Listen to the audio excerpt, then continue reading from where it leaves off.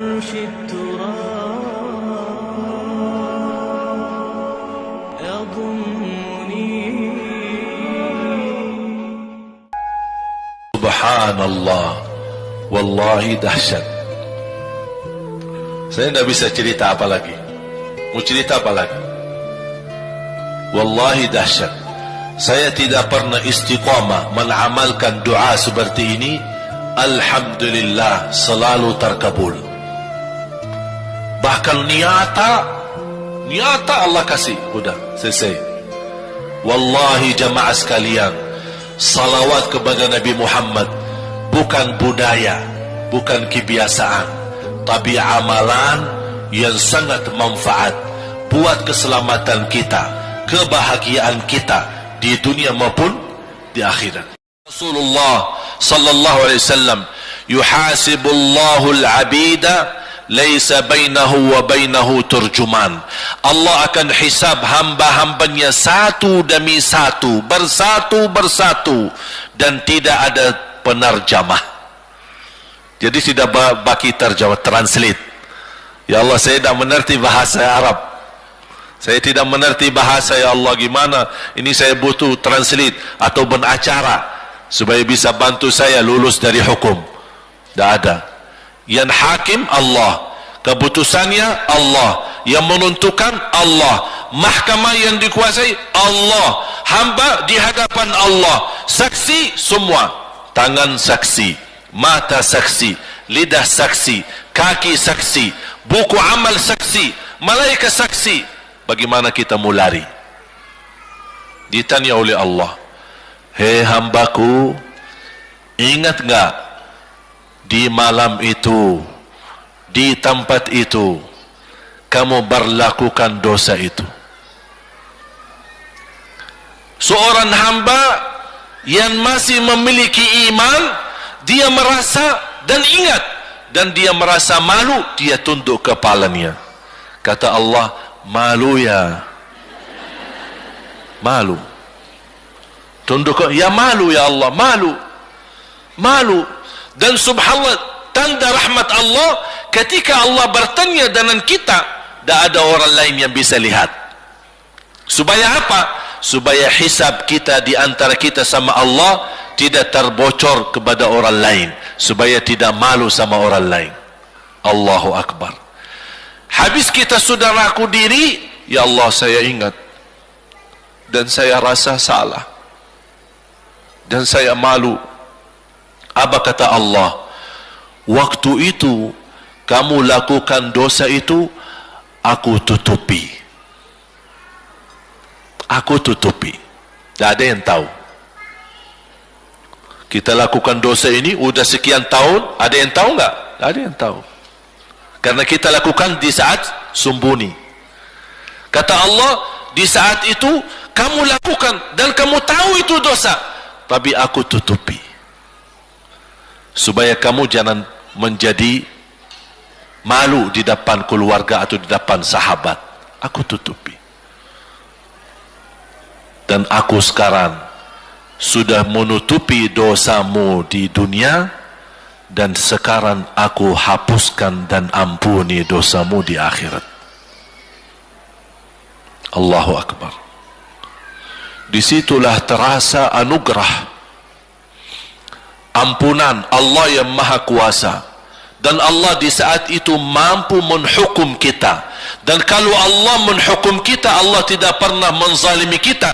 Justru itu keadilan Allah. Tapi Allah tidak memperlakukan keadilannya, justru yang mendahulukan ampunan dan kasih sayangnya.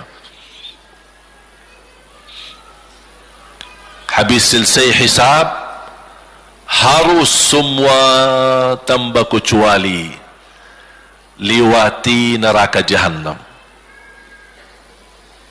di atas sirat. Sirat yang panjang, yang kejam seperti pedang, yang tipis sampai tidak bisa dilihat oleh mata. Katanya tipisnya seperti, subhanallah, imam bisa jalan di atas rambutnya. Kejam lagi, masuk di atas sirat, terus jalan. Di saat itu ada doa yang ia melamatkan kita sampai menuju surga. Nabi Muhammad sallallahu alaihi wasallam, dia sudah duluan. Kalau Sayyidina Abu Bakar berjalanan di atas sirat disebutkan 100 tahun, tapi Sayyidina Abu Bakar satu langkah di atas sirat, langkah kedua di depan pintu surga. Dahsyat. Ini Sayyidina Abu Bakar seperti itu. Bagaimana Rasul? Rasul sudah menunggu di depan. Mulai manusia satu persatu jalan di atas sirat.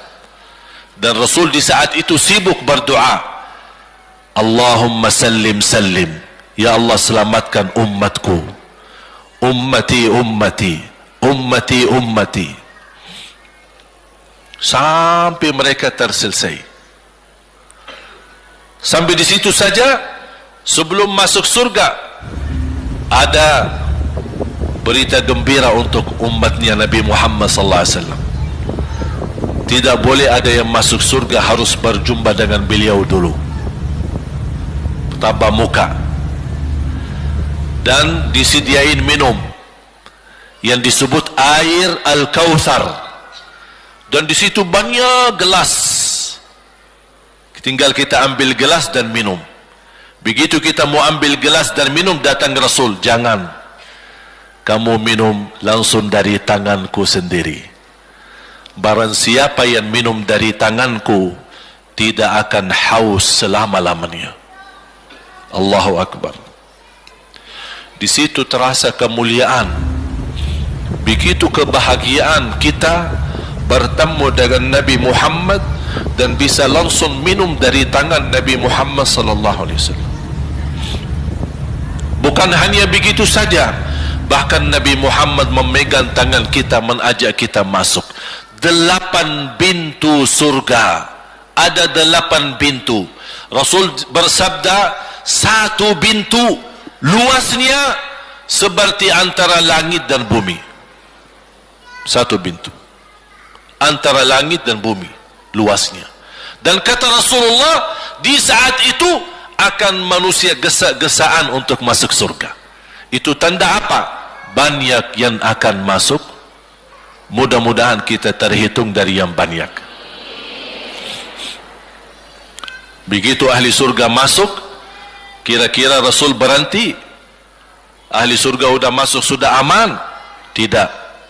Rasul balik lagi, keluar dan menuju dari langkah sirat yang pertama, melihat ada enggak ternyata ada di antara umatnya yang tersisa, yang dosanya terlalu banyak, gesa-gesaan di jalan, merangkak di jalan sampai jatuh di dalam neraka. Rasul mana mereka? Masuk ke neraka. Kata Allah subhanahu wa ta'ala, melihat keadaan Nabi Muhammad SAW, apa yang dibutuhkan lagi? Kata Rasul, ya Allah, saya tidak akan puas masuk surga sampai hamba-hambamu yang ada di neraka, umatku, diselamatkan. Allah subhanahu wa ta'ala mengizinkan Nabi Muhammad keluarkan dari neraka. Dia keluarkan. Sudah cukup ya Nabi Muhammad? Tidak cukup ya Allah, masih ada lagi. Diambil lagi, dikeluarkan, diambil lagi, dikeluarkan. Artinya dari umat Nabi Muhammad yang masih banyak dosanya, yang masih banyak kelewatannya sama Rasulullah, yang tidak pantas memberi kemuliaan kepada Rasulullah SAW, dapat pula syafaatnya Nabi Muhammad. Yang tidak pernah memberi tanda sayang dan cinta kepada Rasul, dapat rasa sayang dan cinta Nabi Muhammad SAW. Sambil kata malaikat Jibril, demi Allah saya melihat Nabi Muhammad mengambil manusia dari neraka Jahannam, diselamatkan dari siksa dan membawa mereka ke surga. Kata malaikat Jibril, sambil aku kira tidak ada lagi yang tersisa di neraka Jahannam, saking banyaknya yang dikeluarkan oleh Rasul. Itu syafaat Rasul sallallahu alaihi wasallam. Oleh karena itu jamaah sekalian, ini yang saya ceritakan. Saya mohon kalau anda lagi bersalawat, ingat itu semua. Nabi Muhammad bukan Nabi yang biasa. Nabi Muhammad adalah Nabi yang penolong kita nanti di hari kiamat. Seandainya kita masuk neraka Jahannam, masih ada harapan kita dapat syafaat Nabi Muhammad sallallahu.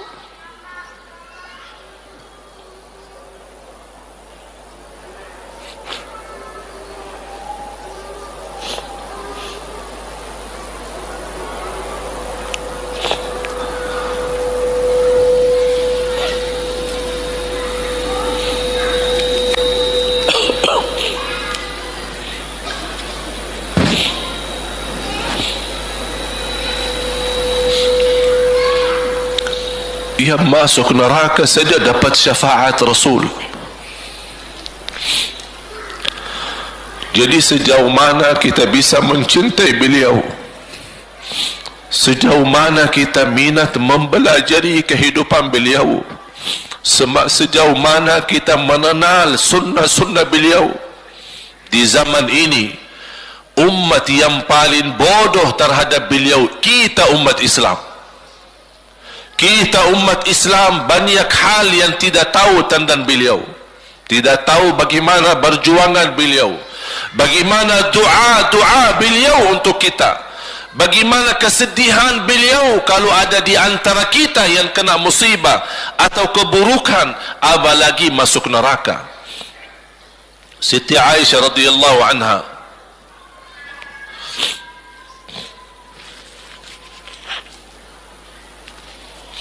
Siti Aisyah radhiyallahu anha pernah minta sama Rasul doa. Ya Rasulullah, tolong doakan saya.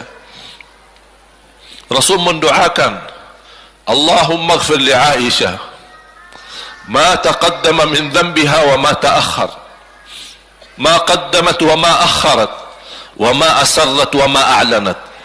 Ya Allah, ampunilah dosa-dosa istriku Aisyah, dosa yang lama, dosa yang baru, dosa yang terang-terangan maupun dosa yang tersembunyi.